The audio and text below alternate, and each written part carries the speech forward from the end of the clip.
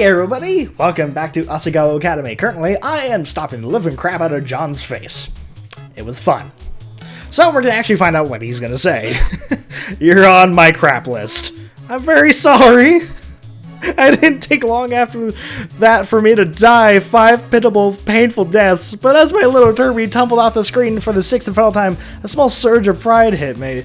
I killed John, the Jontron, even by accident. I handed my controller to Maya and sat back completely satisfied. If it weren't for the fact that it was my turn, I'd jump back in, eager to find out other strategy for murdering my friends, eventually stirring up a hit list a mile long. So this was the joy of games. Yeah, it basically is. You are put on a hit list, basically, by your friends, and then you continue to kill each other. It's a lot of fun. After playing a few rounds, the official tournament started. People played one-on-one matches against each other, slowly thinning out the competition over time. Mine went before me, and was rather unfairly paired against Jared. Even every blow he doled out was hers. To her was, in her mind, some form of actual physical contact, at least judging by the way she shivered when she was hit. When she was hit, it was. Oh, might want to fix that. Unsurprisingly, she died almost immediately. I was the last person to go against PBG. The others chuckled as we passed the controllers. Don't worry, Hannah. PBG is the easiest for all of us. You're bound to beat him. Oh, come on, guys. Don't worry, Hannah. I'll go easy on you. Don't say that. I noted as PBG picked the most level playing field, a small platform floating out in space. Final destination! The match started and PBG graciously held his player still. Go ahead, test your moves. Oh, that's really nice of you, PBG. That's why I like him. He's really awesome. Yeah, really nice. I tested my moves, and while doing so, my hand brushed against the yellow stick. Turby did a menacing low kick, and my eyebrows raised. That looked powerful. Ready to go? Yeah. I think so. PBG charged at me with his across the screen, and when he came close enough for me to hit, I pushed the yellow stick in his direction. He flew across the screen, my mouth fell open. PBG grit his teeth. I see how it is. No more Mr. Nice Guy then. I partially doubled that PBG had non-nice bone in his body, but the match had begun. It was a long battle, and surprisingly a long battle. We seemed to be pretty evenly matched, right up until the very end when I smashed him off the screen with Turby's hammer. What? I set the controller down quietly, not particularly happy about having crushed PBG in my second match of Stomp. PBG nodded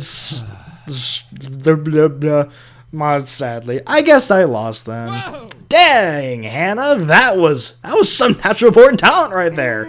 I don't really think so. Anyway, the match is Shane versus Paul. PBG remained quiet for a while after that. It wasn't until the third round that he joined in again, cheering with the rest of the guys. My match rolled around, but this time I was against Jared, and this time I lost in only a few minutes. I set the controller down again, happy to no longer have responsibility over the life and death of inanimate pixels. As I did so, I saw Paul lean in to whisper something to Shane, whose eyes flew wide open and his face shut down. Over my dead body. Their eyes slid to me. I looked away. Excuse me? They were talking about me, weren't they? I scooted over to Maya, feeling more comfortable near her than any of the guys.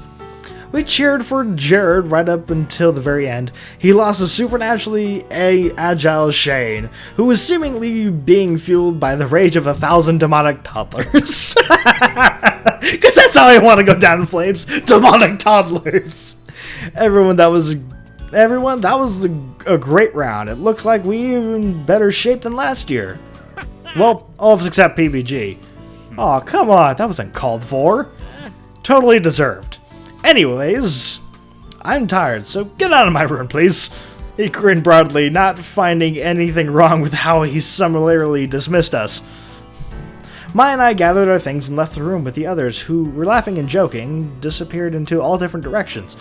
Together we shuffled home. We fell through the doorway, exhausted with barely enough energy to just change into our PJs. Maya leaped onto her bed with a happy sigh. Oh, Hannah, I'm so glad you came to Asagao. As if this couldn't have happened without me here. Mai shoved her face into her pillow and immediately muffled the reply. Yeah, whatever you say.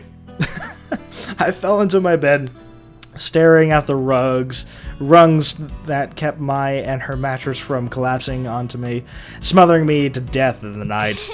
That was really fun. Video games are fun, Mai. Really? Really? She shuffled around the top of her bed. I mean, I thought it was okay when it was passable. Don't know if I'd call it super fun or anything. Really? No? I loved it. She chuckled. Seems like you found your calling. I'm sure I have. I already have too. Above me, Mai yawned. Let's go to sleep. I'm exhausted. Smiling, I got up and turned out the light. Good night. Good night, Hannah. Good night, Mai. Aw, they're the best of friends. It's so adorable. As the chill weather of early spring faded and warmth stretched across Asagao, I itched to go outside. With Satch's book in hand, I took the streets. Since many people realized how rare this moment was, most of the usual benches and grassy spots were taken. I kept walking until I came to the soccer field. There was a practice game being held, and PPG and his friend Jeff were running across the field. Being a skirmish, the bleachers were almost completely empty. Soon to scatter the shiny metal seats. Jeez, there was almost more than enough room for me. In one swift motion, I practiced many times over my life. I sat down, spun my backpack into the space next to me, and pulled out my book. I was nearly done with it, and I wanted to see if I could finish it today. It was due a few days ago, and I was under pressure. At pause in my reading, I looked up and watched PPG on the field. A shock of color at the base of the bleachers caught my eye. It looked like some kind of metallic candy wrapper, and a pang of annoyance struck me. There was a trash can nearby. Why litter? As I jumped down the steps to the bleachers and nearly slipped off one, it became clear it wasn't trash. The colors changed at the angle of light hit it. There was an iridescent purple figurine, an itty bitty, and a kitty. Was it Gerard's? He was the only person I knew who collected them. I held it up to the nearest student, who shook his head. I was free for a while. Gerard was really into IBK. Oh, itty bitty kitty scene. So, if it wasn't his, he'd probably know who it belonged to. One problem is I had no idea where his room was. Conveniently, at that moment, PPG ran off the field to get a drink. I approached him, holding the kitty in front of myself like a talisman. Hey, PPG, do you know Gerard's room number? I think he dropped this. I held the kitty up again and glimpsed at the sun. Much like PPG now, what with all his physical activity. Oh, Gerard was just here. It had to be his. I asked him to bring him my goalie gloves. I wasn't ready to make Mick Jones' place today. His room was right across from mine. Oh, great, thank you so much. Hey. Hurry it up, PPG. PPG groaned. It wasn't much of a break. See ya. Gotta go. Good luck. Don't worry. I got this. He took a huge gulp from his water bottle and poured the rest on his head and jumped back into the game. Is that even a good idea? His teammates patted him on the back as he rejoined them. I placed the itty bitty kitty into my uniform's Lipolian... Oh my goodness. A pocket and headed to the Bluebell. As I entered the Bluebell house, a passing boy frowned at me. Was I even allowed to be here by myself? I shook my head. There was no time to be afraid. Today I had a mission. Just as people said, there was a door right across from his room. I knocked and fished the itty bitty key from my pocket. Shane answered the door, not at all pleased to see me. Hi Shane. How are you? He was Gerard's roommate. Why was he Gerard's roommate? I tried to laugh to defuse the situation, but it was weak. I felt like I was only making things worse. I didn't know what went on in Shane's mind. He looked at the itty bitty kitty on my hands. Gerard should be back in a few minutes. Okay, I'll just wait in the common room when he gets back. Can you tell him to try and find me? I could read downstairs even if it took Gerard an hour to get back. I could keep myself occupied. Shane sighed and leaned against the doorframe. I could tell him, but it would be much easier if you waited here. He put his hand out, gesturing me inside. Alright, thanks. Oh, that's a lot of kitties. That's cute.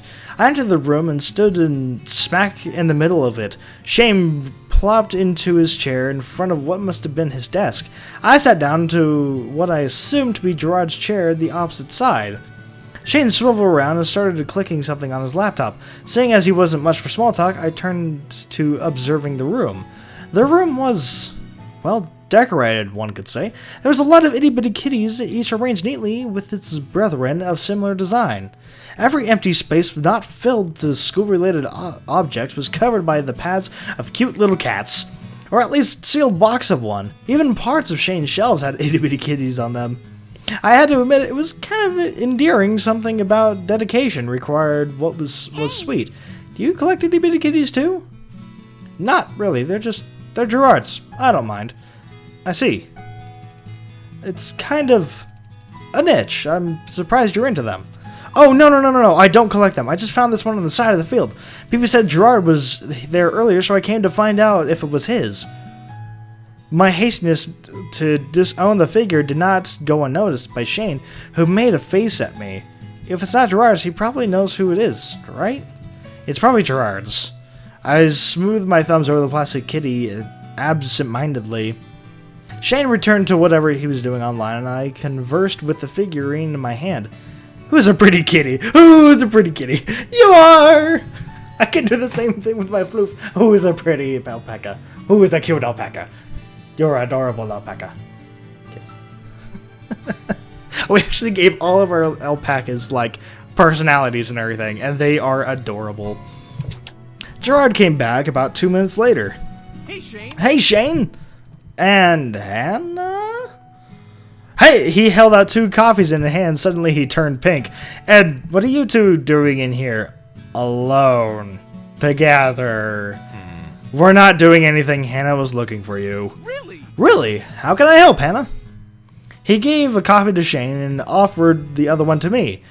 Here, take mine. I would have gotten you one too if I knew you were here. That's really nice of you, but no thanks. I just came to see if this was yours. For what it felt like the 10th time, at least half an hour, I displayed the itty-bitty kitty. Oh, wow. Oh, yes! Gerard almost dropped his coffee as he leaped forward. I lost this today. Where'd you find it? It was near the field. PPG told me you were there earlier, so I wanted to give it back to you.